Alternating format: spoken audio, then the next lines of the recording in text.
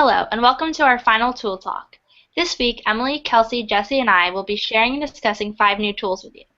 The first tool that I researched is UDL Exchange. With this tool, educators can browse and build resources, lessons, and collections. Teachers can use and share these materials to easily integrate universal design for learning into their classroom practice. In order to use UDL Exchange, users must first create an account. Once they are logged in, they can browse UDL items and build to create new lessons or remix already existing items. That sounds like a really useful tool. Is there any way that teachers can be notified when other users use their work? Yes, UDL Exchange provides several features, one of them being activity notifications, where users can see activity that's happening on their UDL Exchange items. There are also many other exchange tools that users can use. For example, teachers can add and organize UDL resources to your UDL lessons and collections. Teachers can recommend UDL items to their colleagues as well. Another neat feature is remixing. Remixing allows you to create a copy of an item and repurpose it to fit your own specific needs. You can also make changes in the contents, rearrange items, or update the descriptions as you need. That sounds interesting. How do you see this tool being used in the classroom? This tool is mainly useful for instructors. It's a great way for teachers to bounce ideas off of one another in an easy and effective way. UDL Exchange embeds flexible strategies into the curriculum, which benefits more students. It also does a great job in taking teachers step by step through lesson plans and guiding them when needed. Overall, it's just a very beneficial tool that I think every teacher would benefit from using. The second tool that I researched for our tool talk is called ThinkPort. ThinkPort provides materials, up-to-date information, and the latest technology for teachers all in one place. It provides resources for grades K through 12, information on Common Core state standards, as well as interactive media, tools, links, and lessons. Wow, that sounds like a lot of information that's provided. Is it free? Yes, ThinkPort is a free tool. Users just need to create an account, and ThinkPort provides them right away with a personal calendar, a class website, a lesson builder, a student activity builder, and a project builder. It's a really easy way for teachers to organize lessons, and it's a great tool for teachers to be up to date on the latest trends in education. But what makes ThinkPort different from most tools is that it's specific for Maryland, for the state of Maryland. It provides information on changes in the Maryland education system. I think my mentor teacher would really like this tool because it aims to help teachers teach more effectively. It builds bridges between schools and homes and communities and fulfills Maryland content standards for education. Wow, that's a really cool tool, Erin. The tool that I chose to research this week was the Discovery Education's Web 2.0 toolset. There are a lot of tools in this collection. They featured a variety of applications for creating, collaborating, and sharing. Web 2.0 offers many new ways to access new forms of technology. It's very easy to use, and any student can master these tools in a matter of minutes. The website is broken down into 5 categories: presentation tools, video tools, mobile tools, community tools, and related links. Oh, that's pretty cool. So this tool features a bunch of other tools. Can you explain a little more about what each category contains? Of course. The presentation category contains 3 different tools: Prezi, SlideShare, and PixViewer. Each of these tools allows for users to spice up and upgrade any regular PowerPoint or presentation. The video tools category contains different types of tools in order to integrate videos into your classroom for presentations or other classroom assignments. These tools include Animoto.com and PhotoPeach. Both of these tools are free and easy to use. There's also a mobile tools section that contains Poll Everywhere and Phone.io and Jot.com. These tools allow for new ways to go mobile beyond texting and sharing images. Some of these tools allow for different ways to conference, podcast, collect responses, and more. The community tools section features a wide variety of tools to help community building and collaboration. This means like tools such as Emoto, Google Docs, Wikispaces, Ning, Classroom 2.0, Yugma, Smartboard Revelation, and Creative Commons. Lastly, Related Links features a wide variety of other tools in which teachers and students can use Wordle, Glogster, and many more. Wow, that's a lot of tools. I've heard of a couple of those before. However, there are a few I've never heard of. Can you explain what your favorite new tool is for us? Yeah, of course. I think one of the coolest new tools I discovered through Web 2.0 was definitely Ning.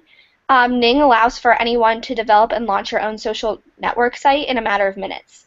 It provides users with all the tools in order to create their own site, and they can create the site however they choose and make it as public or private of the site they want. Wow, that is really interesting.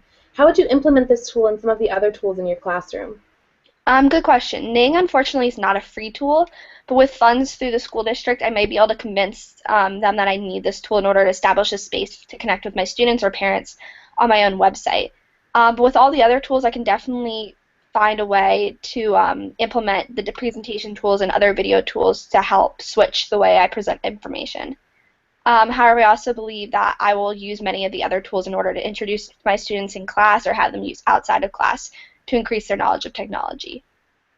Well, thank you, Kelsey. That was a lot of information. The tool that I chose to research for our final tool talk is the CAST Science Writer. Science Writer is a tool that is used to help students write lab or science reports. Oftentimes, science reports tend to be very lengthy and have a lot of different elements to them. That can be really overwhelming for students, so Science Writer breaks the reports down into parts that students can fill out one at a time, which makes it a lot less complicated and stressful. They also have a lot of animated characters on their website, such as Max and Sam and Echo the Gecko, that you can click on, and they kind of talk you through the process as you go. That's cool. So how do you get started on writing a report using Science Writer? The writer makes it really easy to get started on writing the report. You would just click Start a New Project, and then it gives you the opportunity to give it a title and choose the specific outline that your report needs with the specific parts. There's different options to personalize the report for your student-specific assignment. If you're unsure of what you're supposed to do here, again, you can click on one of the characters and they tell you exactly what goes where. That's so helpful that it has it right there. What do you mean the report is split into parts? The reports get broken down into different pieces that you outlined on the report when you first started it, and they get asked one by one. So you just answer one question at a time, you fill out one piece at a time. But online it also goes through the stages of drafting, revising, and editing. So once you have started and outlined your report, you can move through the different phases. During drafting, you answer the questions and the prompts that are given. In revising, on the right side of the screen, there'll be a checklist for each component of the report to make sure that you have everything, and it gives you tips and hints along the way. In editing, there's a checklist for potential grammar errors that you go through and make sure that you have hit all the nails on the head. You can use this sidebar to move between components of the report in every stage. And there's also, like I said, a lot of instructions and tips that appear on the screen to help you with it if you get stuck, if you're not sure what's supposed to go where.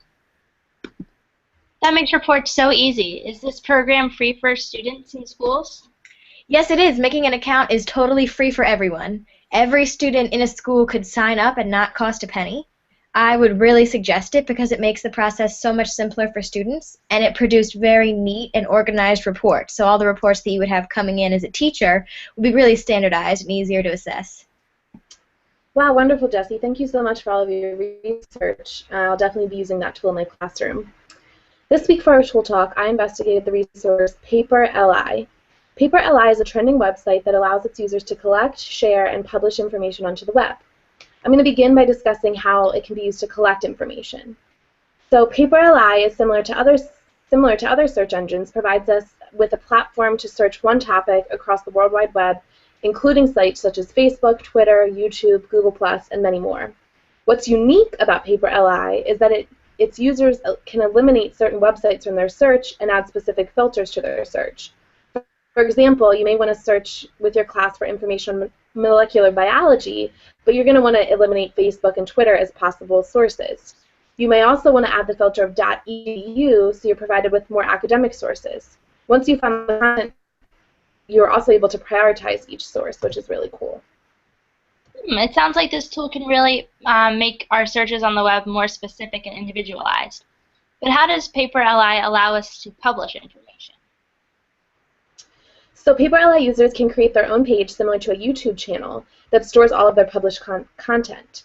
The audience of the users can visit the page at any time to read the articles or to watch videos. And when publishing on PaperLI, you can choose to make your own work searchable, and you can add filters so that your content appears during specific searches. PaperLI is frequently used to promote businesses and to advertise, but I think it could be easily transferable to the classroom.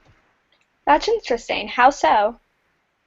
I think it would be great if teachers and students alike made different pages based on different content and concepts. Pages can be added to at any time, so I think this would be a great way to store and present year-long work and projects.